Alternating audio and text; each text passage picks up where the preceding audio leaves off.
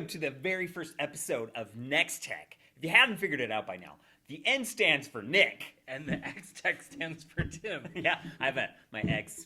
It's silent. The silent X at the beginning of my name. Yes, that's true. I always thought your name was spelled with an X. It is. Yeah, I just don't tell many people that. Don't look for that on Twitter. Anyway, so we're both Microsoft Innovative Educator experts. We want to share our love. The only ones in the whole state of Wyoming. That's true. There's two. That doesn't mean there can't be more. Right. July 15th, you have people to get your nomination in. I know. I need to get mine done too. So we want to share our love for educational technology with everyone. And we thought maybe you'd like to come along for the ride. Yeah, and I mean, if you don't want to come along for the ride, it could be funny too. But share it with your friends and everything. We're going to cover a lot of stuff. We will be doing some demonstrations, and we will also probably be talking about some hot topics along the way. Yeah. I would even want to call it the buzz. Well, the very first thing that we're going to do is the very first segment we're going to go into is called The Buzz. No, wait. It is. Did you? What? I never would have thought. It's true. It's true. Let's go to The Buzz.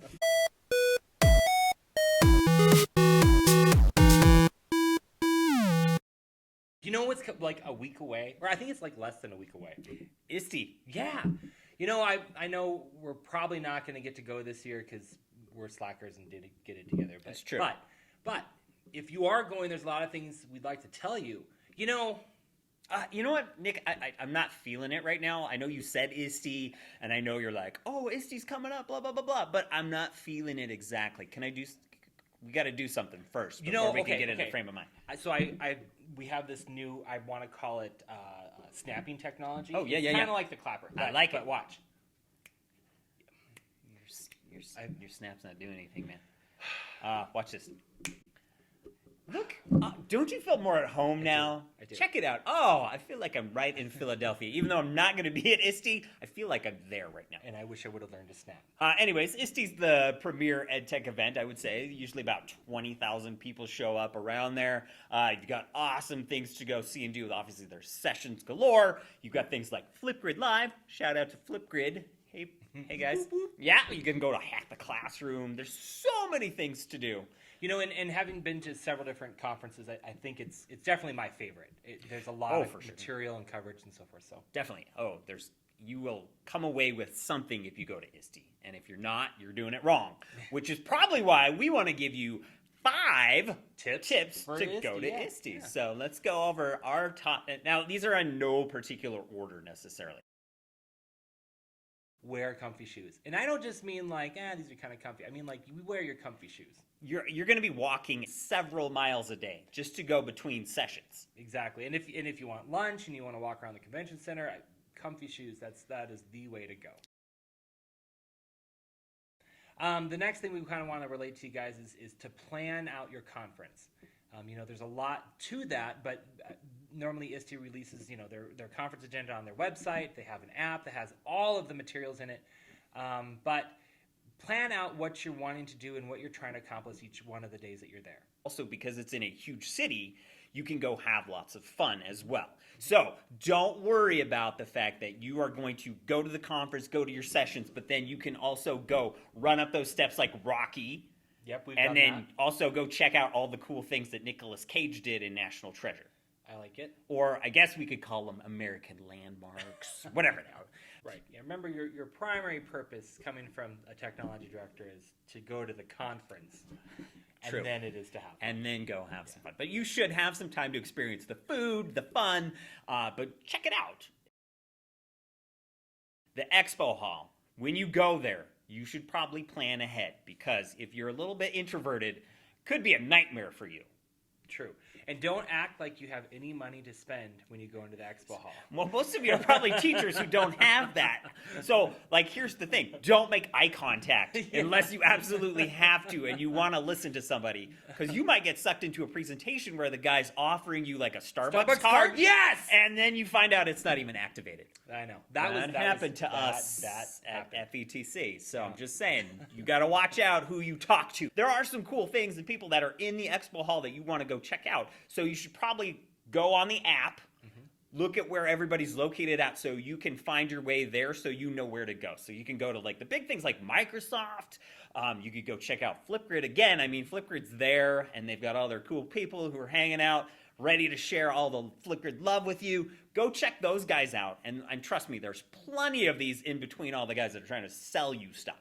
What I like to do is, look at the infrastructure you have in your school and go find those vendors, because it seems to be that everybody is at ISTE. Go find the stuff that you have so you can see, what is coming out, what's around the turn. And then you can also maybe talk to other customers and network with people from that company about maybe problems you're having or solutions that they offer. Lots of times, companies like to unveil new software and new features at the ISTE conference, and a lot of times that stuff is free. And this is how you'll hear about it, is you go talk to those vendors down on the expo hall, and that's how you get access to it. Okay, so our next tip, when you go up to a session that you want to go to, you want to show up early. Mm-hmm. Super important to show up early to whatever your session you're going to, but you may get there and you may find a gigantic line. True. And early isn't 5 minutes. No. Early is like 15, 20 minutes before the session. Yeah. The thing is, don't give up just because you see this long line. Sometimes those rooms, because I can remember in Chicago last year, there were some big lines and people were getting really frustrated because they'd see that line and then they'd go, I should go somewhere else. And then, honestly, there were more chairs than there actually were needed in that room. Yeah, and what I normally would do is I will have like 3 sessions all at the same time. So if one is solid booked, and you might be able to gauge that, you can go, I got this other session that's just right around the corner or down the hall or whatever that you can book it down to. When you go through their app, just hit some stars on the ones that you want to go to, because obviously there's a wide variety of things that you can go to and see at ISTE, but you can't be everywhere all at once either. Another thing to not forget, though, is that if you maybe miss out on a session you want to go to, they do have like different playgrounds.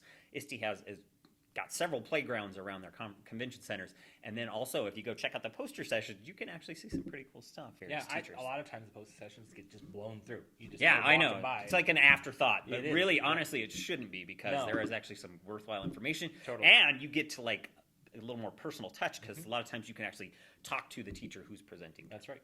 So the big thing is, like us, what if you're not going to be at ISTE? Not at ISTE.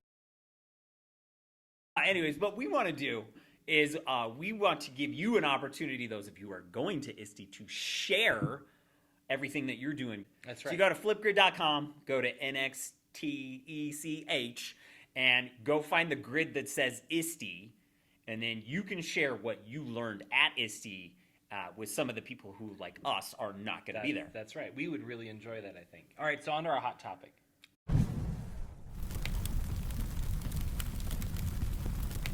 The hot topic's a debatable topic, because I would feel like you could go out there and you could say, some people totally agree, yes, there is a summer slide.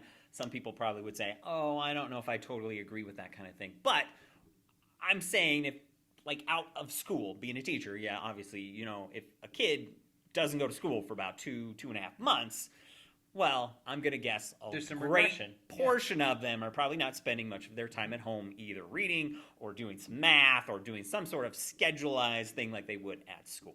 Well, and I mean, just here at our school over the years, you can see it in the data points. It is very typical that there is some loss in terms of growth over the summer. That's why a lot of teachers have to spend their time at the beginning of the year doing some reteaching, which reteaching is not a bad thing, but you know how many standards we have to get through. So at the same point, like, how much time are you spending reteaching stuff that they should already know? So what can you do for that? So there's plenty of things that you can do. Now, I know we're an ed tech show. Right. But I think the very first thing that we would like to recommend, and I'm sure our boss would really appreciate this too, is that we want to say, is that, like, have your kids read every day, at like least 20 minutes of a book. Yes, like a book. Reading a book. Not is YouTube. No, YouTube doesn't count. Yeah, there's no YouTubes on reading books. Like, actually read the book. Okay. That's obviously going to help, because I think we've all seen the statistics about how much when your child reads that much more, their vocabulary is better. Comprehension obviously is going to improve. So obviously, first things first, read. Plus, you know what? As a parent of 4, that's an easy thing to say. Oh, you're bored? Right? Go read a book. Second thing I think is important is something like Khan Academy. After setting up and signing into Khan Academy, you can pick the grade level to work on and other interests that your child might have. Once you get past the setup screens, you can also choose other grade levels or other courses that you might be interested in. A common misconception is that Khan Academy is just math, but as you can see, there are many choices. And correct me if I'm wrong, but I believe there's some assessments built into Khan Academy where it will help place you where you need to go in terms of moving along. So your parents don't even have to be, formalized teachers to get the kids where they need to be in terms of the material they need to cover. And if your teachers used Khan Academy, get a hold of them so you can figure out what the best way to use that and how to utilize that tool is over the summer. Have your kids play outside too. I think that's a great thing to do. They should not be, I know like we said, we're an EdTech show, but don't be on a device all day. That's just not okay, I don't think either, because they're probably not doing something that productive. Right. Maybe a little bit here and there, but probably not all the way through. So, have them go outside and play. But, there's so many opportunities if you go investigate around your town. Camps.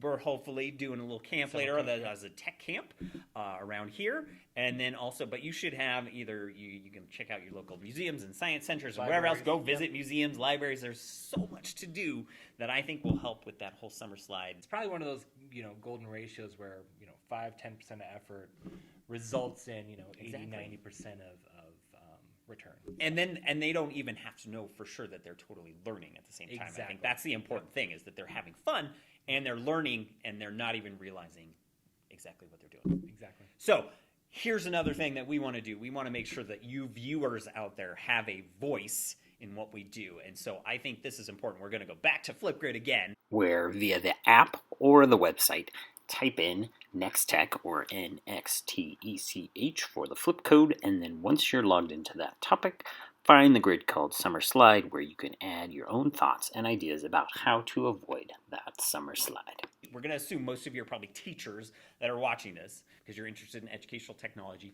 And even if you're not, if you're students and you happen to pick up this video and check it out, what are your suggestions for keeping yourself engaged over the summer? Exactly. And I think what we'd like to do is, because we know how much teachers love free things, right? True. Free is awesome, and prizes are great as well. So I think we have to get something away. I think so too. So I think we're going to pick two potential winners out of this grid. So hopefully that means we have some people that actually submit some videos and tell us what it is that you would like to, what do you want to share about Summer Slide and how you would suggest those kids don't regress over the summer.